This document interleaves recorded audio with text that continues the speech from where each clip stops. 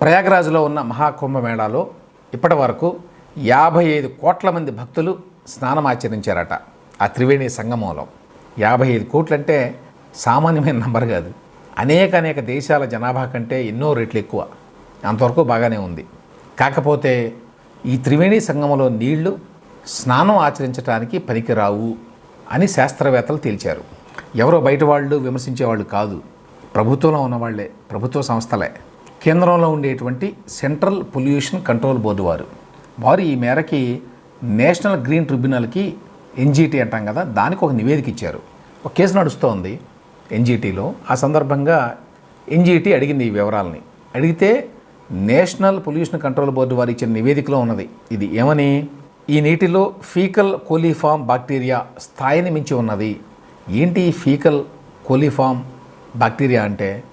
మానవ అశుద్ధం, జంతువుల అశుద్ధం అందులో కలిసిపోయింది చాలా. దానివల్ల రకరకాల రోగాలు వస్తాయి అటువంటి నీటిలో స్నానం చేస్తే.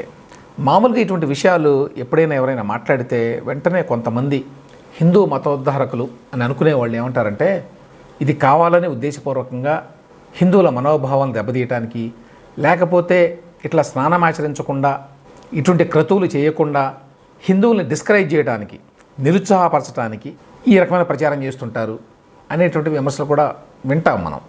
అటువంటి వాళ్ళని పక్కన పెట్టండి. మనకి ప్రాచీన కాలంలో నదిలో స్నానం చేయటం అనేది మన మానసిక శారీరక ఆరోగ్యానికి ఎంతో మంచిది అని చెప్పి మన పూర్వీకులు నమ్మారు. అందులోనూ కొన్ని నదులు అవి ప్రవహించేటువంటి మార్గం వల్ల రకరకాల ఔషధులను కూడా కలుపుకుంటాయి అందులో. సో మెడిసినల్ ప్రాపర్టీస్ కూడా ఉంటాయి ఆ వాటర్స్లో. అందువల్ల వాటిలో స్నానం చేయటం, ఆ స్నానం ఆచరించడం అనేది మంచిది అని దానికొక విశ్వాసాన్ని జోడించి ప్రజలకు అలవాటు చేశారు. అందులో తప్పుపడడానికి ఏమీ లేదు. అయితే ఇటువంటివి గతంలో పూర్వీకులు చెప్పినప్పుడు జనం వందల్లోనో వేలల్లోనో ఇటువంటి ఆచారాలను పాటించేవాళ్ళు. ఒక 100 సంవత్సరాల క్రితం కూడా 10,000 మంది కంటే ఎక్కువ ఏ కుంభమేళాకి లేకపోతే ఏ పుష్కరాలకి వెళ్ళి ఉండేవాళ్ళు కాదు. అప్పుడు నీరు కలుషితం అయ్యేటువంటి అవకాశం లేదు. అప్పటికి ఇంత పారిశ్రామిక అభివృద్ధి, ఇంత అన్చెక్డ్ గ్రోత్ లేదు కాబట్టి కాలుష్య కారకాలు కూడా తక్కువ. ఎందుకంటే పారిశ్రామికీకరణ కూడా లేదు కాబట్టి. ఇప్పుడు అనేక కారణాల వల్ల నదులు కూడా చాలా కాలుష్యం అయిపోయినాయి.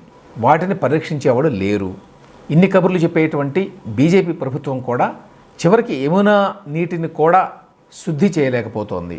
అందువల్ల సహజంగానే చాలా నదులు కాలుష్యకారకంగా ఉన్నాయి. దానికి తోడు 55 కోట్ల మంది ఇందులో స్నానాలు చేస్తే ఆ నది తట్టుకోగలదా? ఒకవైపున కాలుష్యకారకాలు వచ్చి చేరుతున్నాయి, మరొక వైపున మనుషులు కూడా దానికి యాడ్ చేస్తారు కదా స్నానం చేయడం ద్వారా కాలుష్యాన్ని. అందువల్ల ఆ జలాల్లో కాలుష్యం ఉండటం అనేది ఆశ్చర్యకరమైన విషయం ఏమీ కాదు. దాన్ని చూసి అఫెండ్ అవ్వాల్సిన అవసరం లేదు ఎవరు. ఏమాత్రం రీజనబుల్గా లాజికల్గా ఆలోచించినా ఆ నీళ్లు కలుషితం అయి ఉంటాయి అని అర్థమవుతుంది. దానికి పొల్యూషన్ కంట్రోల్ బోర్డు వాళ్ళ రిపోర్టే అవసరం లేదు. అయితే విశ్వాసాల వల్ల అందరూ వెళ్ళి స్నానాలు చేస్తున్నారు. తాజాగా గత 2 రోజుల్లో చూశాను నేను. నారా లోకేష్ అండ్ ఫ్యామిలీ వెళ్ళి చేశారు. అలాగే పవన్ కళ్యాణ్ అండ్ ఫ్యామిలీ వాళ్ళు కూడా వెళ్ళి స్నానాలు ఆచరించారు అక్కడ. ఇట్లా చాలామంది వెళుతున్నారు. కానీ వాస్తవం ఏమిటంటే ఆ జలాలు స్నానానికి పనికిరావు. దానికి 2 కారణాలు. ఒకటి, వాటిల్లో కాలుష్యం కలవకుండా ప్రభుత్వాలు అడ్డుకోలేదు దశాబ్దాలుగా. రెండవది, పుష్కరాల పేరుతోనో కుంభమేళా పేరుతోనో మరొక పేరుతోనో ఒకేసారి కోట్లాది మంది వచ్చి ఆ నది మీద పడితే, ఆ నదిలో మునకలేస్తే కాలుష్యం స్థాయి ఖచ్చితంగా పెరుగుతుంది, పెరగకుండా ఉండదు.